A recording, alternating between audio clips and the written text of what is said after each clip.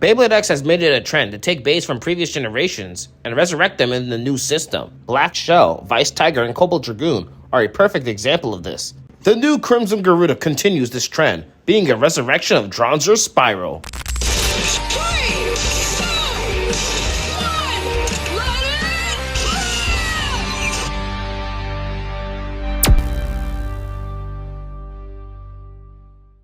What's up, Bladers? Welcome back to another Beyblade X unboxing video. Today, I got the BX-38 Crimson Garuda 470 TP. So Crimson Garuda acts as a reincarnation of Dranzer Spiral from the original Beyblade generation, or the plastic gen. This is a balance type with the ability to change height. So the blade is able to change performance based on the base height. It comes with the 470 ratchet and the TP bit. This is the piece that allows the base height to change between high and low mode. That's pretty cool. It's also owned by a character named Garuda Kionji. I'm probably mispronouncing that, but that is the character that's using this bay in the Beyblade X story, in the anime and the manga.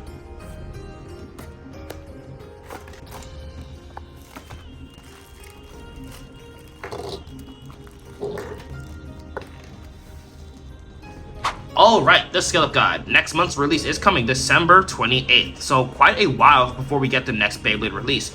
This is an attack type that looks very similar to Cobalt Drake, and supposedly the text says it has rubber attack, so that's pretty interesting.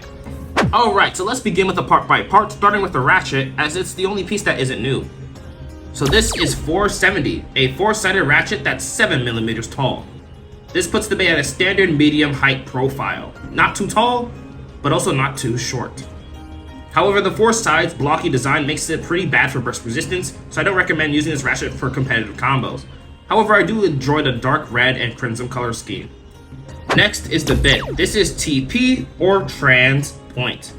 So the point was a bit that originally came on Leon Claw. It featured a flat shaft with a small ball in the center and had the ability of double motion. Essentially, these two bits can change movement patterns based on where they are in the stadium. For example, if they're in the center of the stadium, the small ball will make contact with the stadium floor, causing it to act like a defense type. But if it moves near the edge of the stadium, the flat edge of the bit will allow it to move aggressively and move like an attack type. That's pretty cool. Weirdly enough, Transpoint seems to have a reduced surface area, and I'm pretty sure the ball is a little bit bigger compared to the original point, if I'm not mistaken. Or they're about the same size. Actually, I can't really tell. However, it is a little strange that the surface area is reduced. The real gimmick for Transpoint, though, is these two little nubs on the axis right above the gears. This allows it to change height inside the ratchet. So when these two nubs are sitting on top of the larger protrusions on the ratchet's bottom, it's in high mode. If these two little protrusions are sitting in the caverns of the ratchet, it's in low mode. So a very interesting ability, especially because every time it hits the extreme line, there's a chance for it to change modes in the middle of the battle. Finally, we have the blade. This is Crimson Garuda. Because Garuda is a reincarnation of Dranzer Spiral, it does feature the Bakuten Shoot Beyblade logo hidden on its gear chip design. Pretty cool. Something that I find interesting is that all the Bakuten Shoot Beyblade remakes, or reincarnations I should say, do feature a similar element to the original designs, where the face of the animal of the bay is on the actual blade's design, just like the original plastic gem's rings. So that's pretty cool. As you can see, you can have the face of the Dranzer here, and you can see the face of the Garuda on the metal of the blade. Garuda is a balance type blade, so it's a fairly round design with 4 major contact points, 2 on each side. So depending on the base height, its performance can change. As you can see, it has this large damper blade. So when it's in high mode, it's able to smash down on opponents with a devastating counter attack, but that costed a lot of stamina. While in low mode, it's able to use the upper blades to dish out another attack without losing too much endurance. So its performance does change based on the height of the bay. Very good looking blade. Obviously, this is a bay used by Pendragon, so it features the similar launcher prongs, which also helps represent the fact that it's an inspiration or reincarnation of a plastic gen Beyblade. It is also important to note that Transpoint does feature a thick stem on it. This increases the burst resistance because it's a lot difficult for the ratchet to twist in battle, thus making it harder for the bay to burst. But yes, that is all we need to know about the new Crimson Garuda 470 Transpoint. So Crimson Garuda's blade is 34.8 grams, so that's pretty solid. The 470 ratchet is 6.3 grams.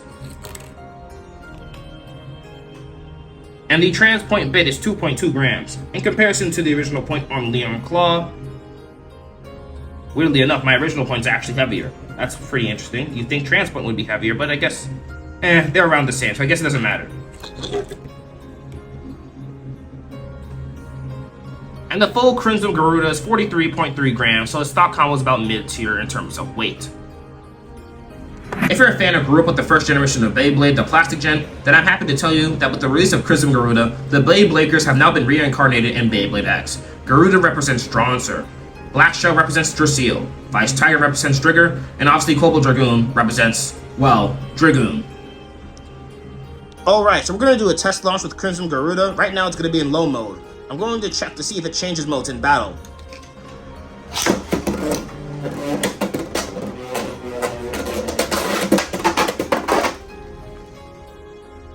And it did! Garuda ended the battle, or ended the launch, in high mode, so that's pretty cool. Definitely gonna make the Bey more unpredictable than you probably would have thought. Versus Dranzer Spiral.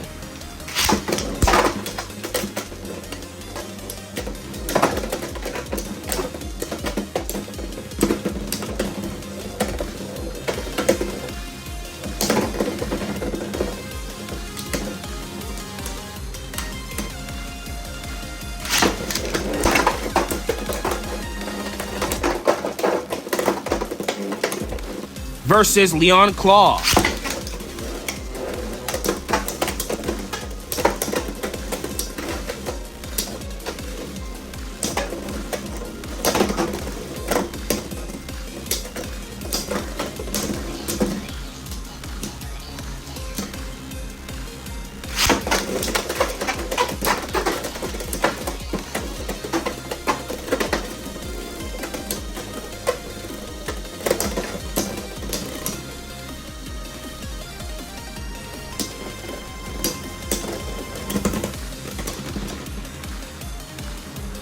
Versus Black Shell.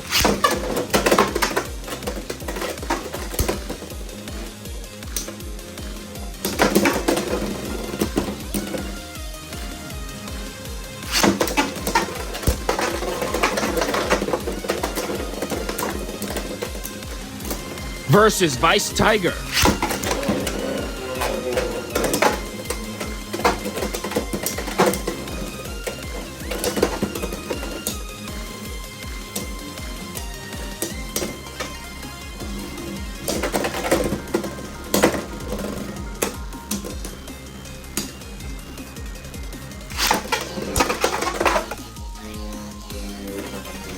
Versus Cobalt Dragoon.